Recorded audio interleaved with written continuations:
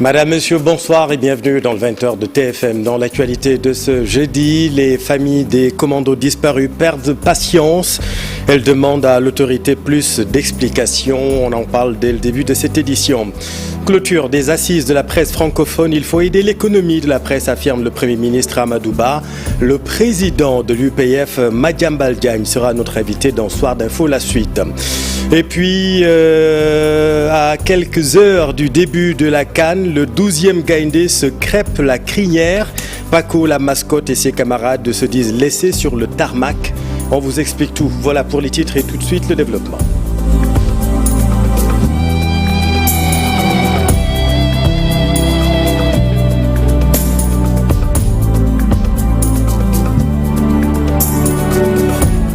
Elles commencent à perdre patience, les familles des commandos disparus en mer, selon la version officielle. La famille du sergent-chef Makan Diouf réclame plus d'explications à l'autorité. Habib Faye. Ils sont 5 membres d'un commando de la marine nationale sénégalaise, portés disparus en haute mer depuis vendredi dernier. C'était lors d'une opération de lutte contre le trafic de drogue selon l'armée sénégalaise. Parmi ces victimes, le sergent-chef Makan Diouf qui laisse derrière lui une famille inquiète. D'après tout, nous avons déggee nouvelle bi. Cette nouvelle qui s'est abattue sur notre famille est vraiment triste. La marine nationale nous a informé ce samedi de la disparition de Makan en mer avec 4 autres commandos suite à une intervention de la marine. D'après les explications, nous gardons le calme. Elle nous apprend que les recherches se poursuivent et nous les écoutons. Même hier, les soldats de la marine étaient ici pour manifester leur solidarité.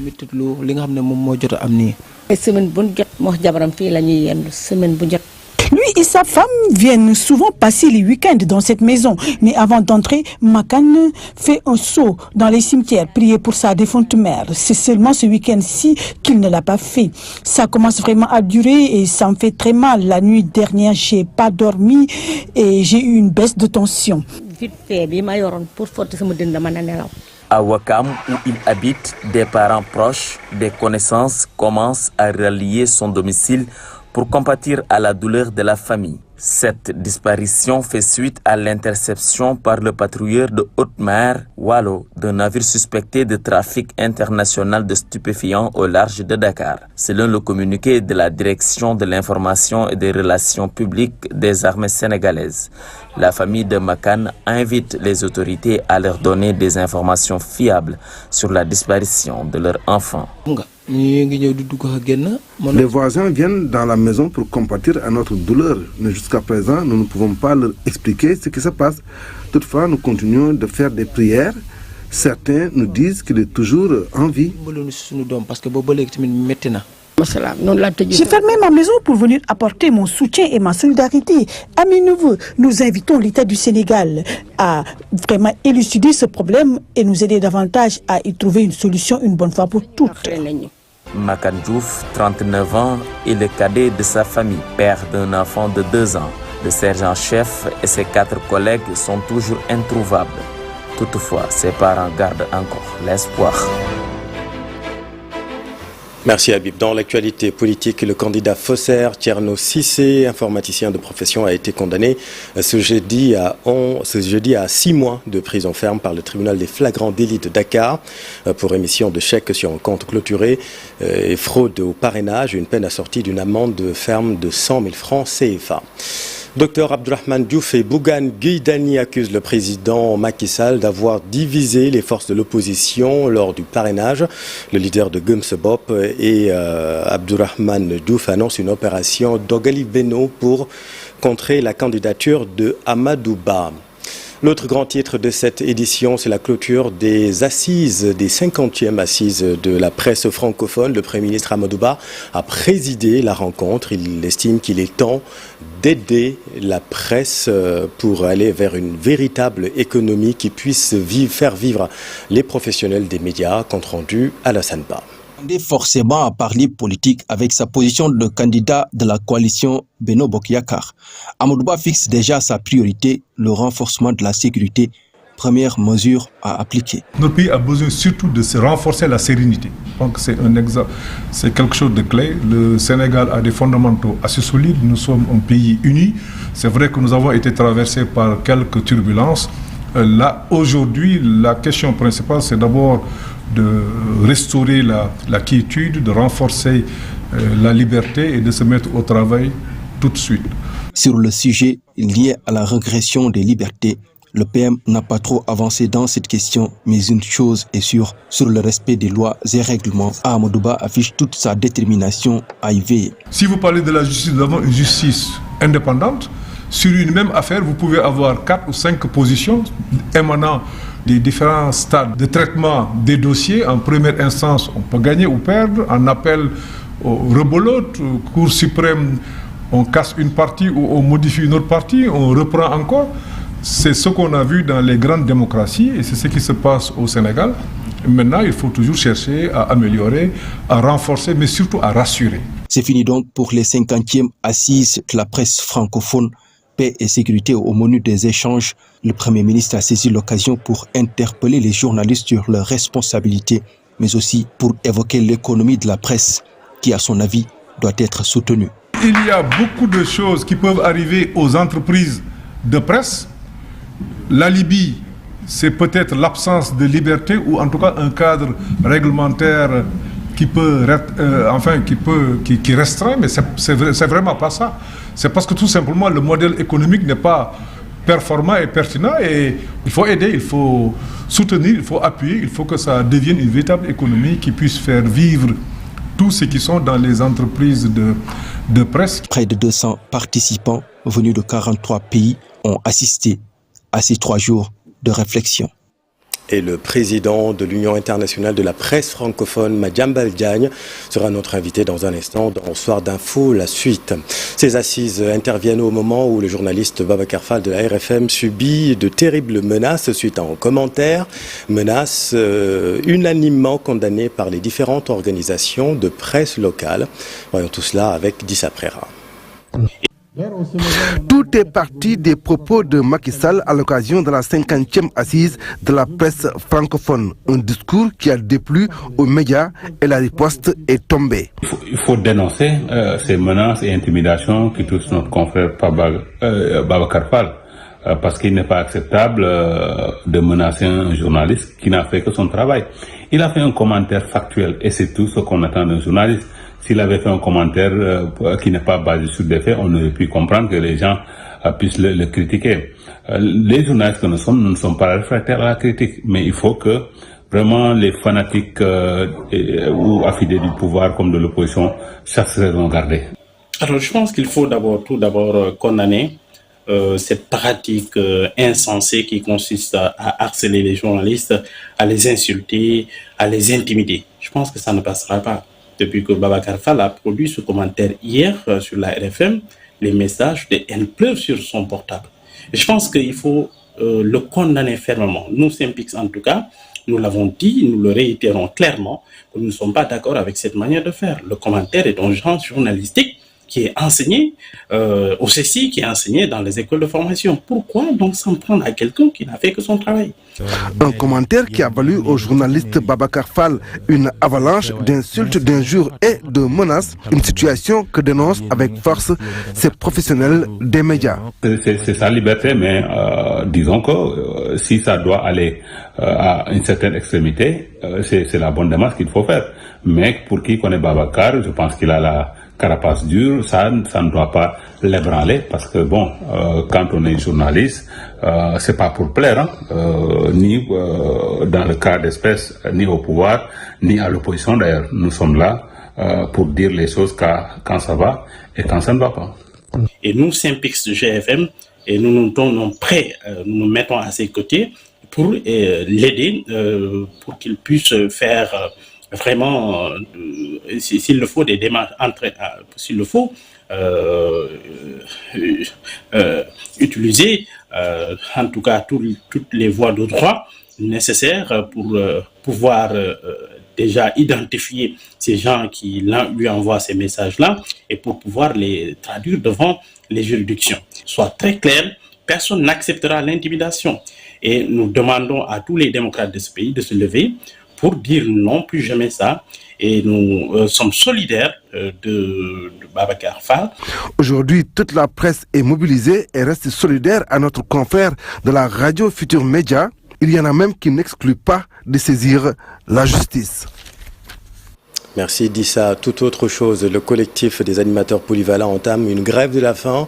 Plus de 800 animateurs polyvalents des cases des tout-petits ont été sélectionnés, vous savez, en juillet pour être formés avant d'intégrer la fonction publique, une formation que les autorités avaient suspendue 2 jours après le démarrage. Ils observent cette diète pour être rétablis dans leurs droits, disent-ils. Le point avec Aminata Goudjapi. Maison du quartier Logandem de la ville de Fatick, ils observent une grève de la faim depuis hier.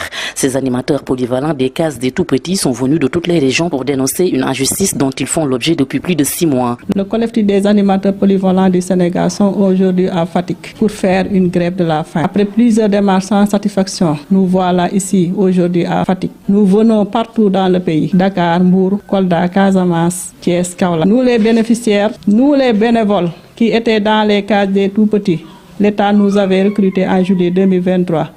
10 juillet, les CREF nous ont appelés pour les inscriptions et on a tout payé. 2 jours après les formations, nous ont dit que le ministre de l'Éducation, on nous a demandé de retourner chez nous jusqu'à nouvel ordre. Après 6 mois d'attente, on n'a aucune nouvelle. Allongés sur des nattes, visiblement gênés par la présence des caméras, certains grévistes se couvrent le visage. Cette diète a été décidée après moult démarches auprès des autorités.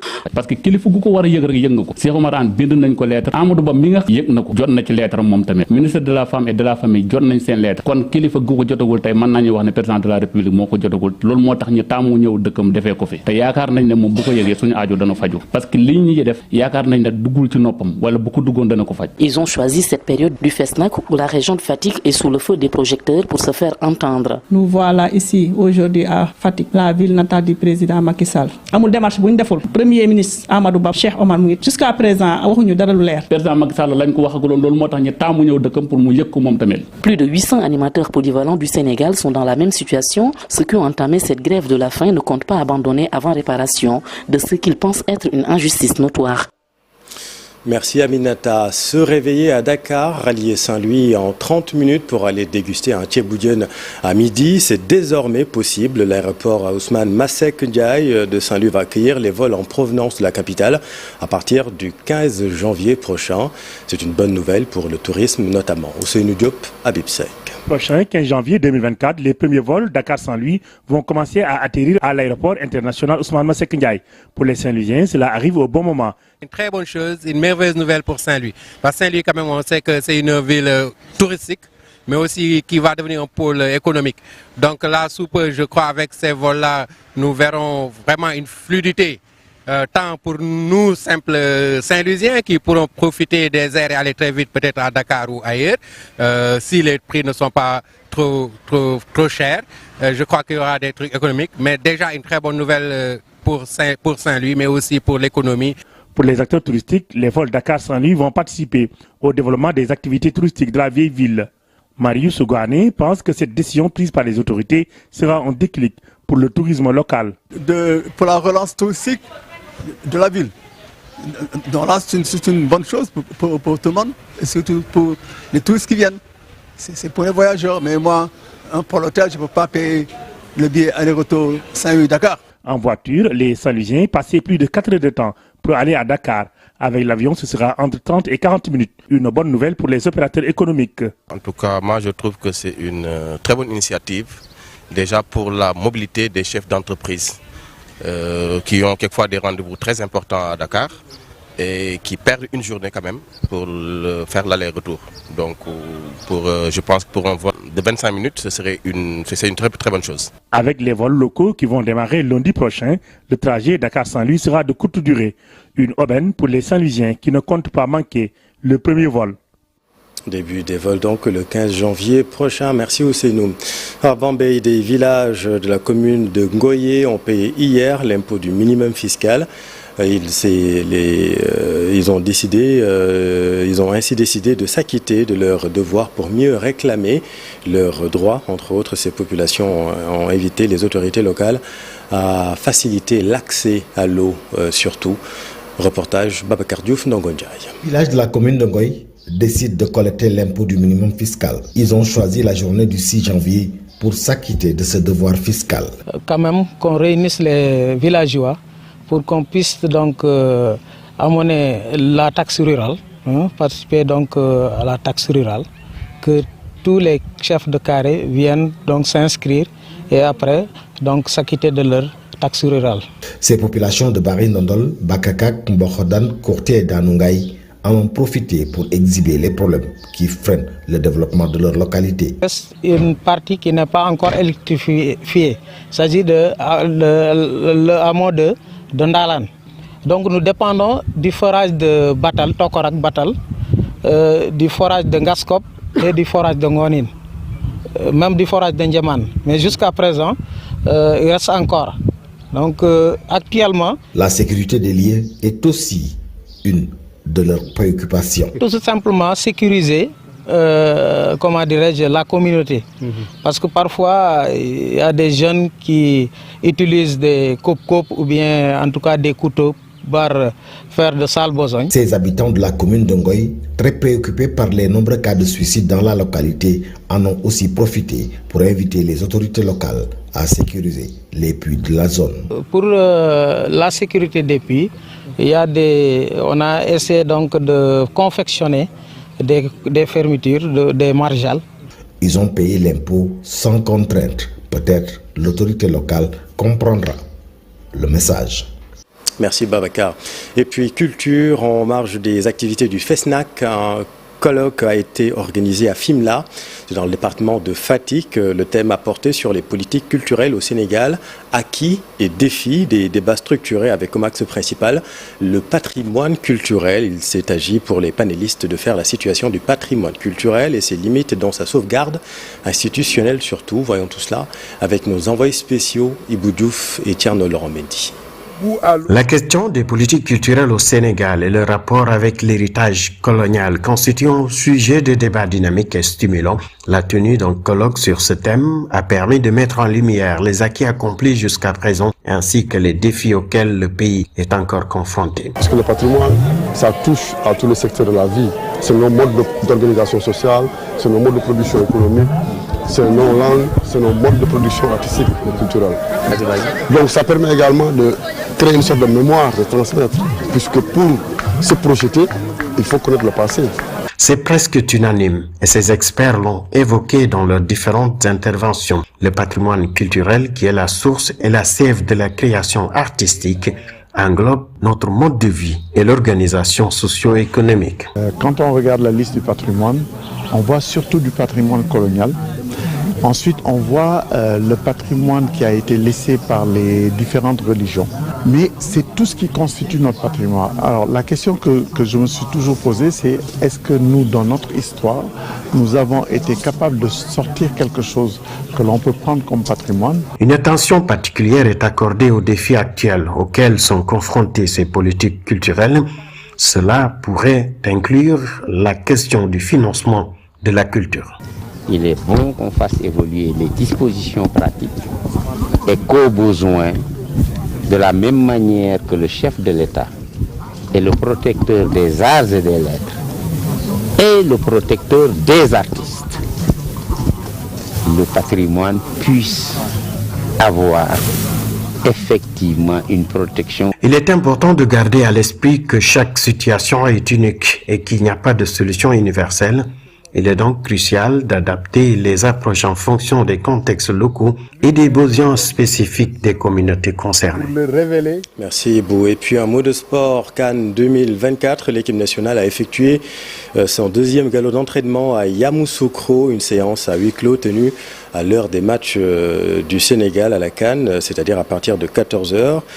Pendant ce temps, son premier adversaire de poule, la Gambie, a pu rallier enfin la Côte d'Ivoire cet après-midi après plusieurs péripéties et un changement d'avion notamment. À quelques jours du premier match du Sénégal, le 12e Gaïndé se crêpe la crinière. Paco, la mascotte, et ses camarades se disent laissés sur le tarmac. Ils ne verront pas la Côte d'Ivoire. Que s'est-il passé? Explication dans ce reportage de Awa Signaté. Nous ne sommes pas au stade Abdoulaye Wade, encore moins à Yamoussoukro en Côte d'Ivoire, où doit se tenir le premier match de l'équipe nationale du Sénégal, mais plutôt devant la TFM. Cette ambiance des jours de match est assurée par le 12e Gaïndé. La mascotte de cette association, Paco 12e Gaïndé, estime que leur président a préféré ne pas les amener à la CAN parce qu'ils ont dénoncé sa gestion nébuleuse. La Coupe d'Afrique U20, on avait des soucis là-bas avec notre président. Lui, il a fait 16 ans dans le 12e Gaïndé. Et on est en train de fustiger la manière dont qu'il a le 12e Gaïndé. Et lui, ça ne le plaît pas du tout. Et à cause de ça, il nous a cherché le porte-drapeau et la mascotte. Et vous voyez, les gens qui sont derrière moi et les autres, on est au nombre de 160 personnes. Tout le monde, vraiment, ils ont dit ce qu'il a fait, ce n'est pas du tout normal. Et vraiment, il a choisi, quand l'État a donné les 200 tickets pour aller à la CAN, pour la prise en charge et tout, il a préféré de chercher la commission culturelle et il a fait appel à des étrangers. Il lance un appel au chef de l'État et à toute bonne volonté qui pourront leur venir en aide afin qu'ils puissent se rendre en Côte d'Ivoire et supporter les Lions de la Teranga. On lance un appel solennel à l'endroit du président de la République, son Excellence, Monsieur le Président Macky Sall. Nous, ce que nous souhaitons, c'est d'y aller en Côte d'Ivoire, aller aussi être ensemble. Nous, on ne part pas là-bas pour amener des problèmes. On part uniquement pour notre devise. Notre devise, c'est d'aller gagner la Coupe d'Afrique et revenir. Parce que la CAN est là. Le président a fait 2 mandats. Maintenant, il suffit qu'il prend l'autre CAN, ça fait 2 trophées qu'il a pris. Ça, ce sera quelque chose d'inoubliable dans sa vie. C'est ça qu'on souhaite. Leur seul souhait est de se rendre à la Coupe d'Afrique des Nations pour occuper comme il se doit leur place de 12e Gaïndé et ramener une 2e fois la Coupe d'Afrique des Nations en terre sénégalaise. Merci Awa et on croise les doigts pour les Lions. Retour sur l'actualité politique. Le docteur Abdourahmane Diouf et Bougane Gueye Dany accusent le président Macky Sall d'avoir divisé les forces de l'opposition lors du parrainage. Les 2 candidats malheureux annoncent une opération dénommée Dogali Benno pour contrer le candidat de la majorité Amadou Ba. Voyons tout cela avec Maimouna Ndiaye. Candidat recalé qui exprime tout son mécontentement. Dr Abdourahmane Diouf conteste la décision du Conseil constitutionnel. Il demande aux autres concernés d'en faire de même. Ça ne m'engage pas, procès-verbal. Moi, je ne dois pas être considéré comme un candidat recalé. Au lendemain de la publication de la liste définitive, le 21, nous devons nous mobiliser devant le Conseil constitutionnel. Et il ne faut pas commettre l'erreur de déposer un recours collectif. Ça ne sert plus à rien. Il faut nous mobiliser. Chacun fera son recours individuel. Nous devons nous mobiliser pour durcir le combat. Un autre candidat malheureux, Bougane Gueye Dany, il ne compte pas rester les bras croisés. Il lance Dogali Benno pour faire face. Il faut que nous fassions caravane. Comme nous faisons caravane d'Irichin. La lutte ne fait que commencer. Nous avons tous constaté qu'il y a injustice. C'est pourquoi nous avons décidé de lancer l'opération Dogali Benno. C'est pour contrer le leader Amadou Ba. Il est incapable. Nous devons aller dans les coins les plus reculés du Sénégal pour parler des difficultés des Sénégalais, parler avec les populations et trouver ensemble des solutions. Cette conférence conjointe n'est qu'une étape. D'autres actions sont en vue, informent les leaders de Awalé et de Gumsabop. Merci Maïmouna. Retrouvez toutes ces informations sur notre site igfm.sn. Restez avec nous dans un instant. Nous recevons le journaliste président de l'Union internationale de la presse francophone, Madiambal Diagne, pour Soir d'Info, la suite. A tout de suite.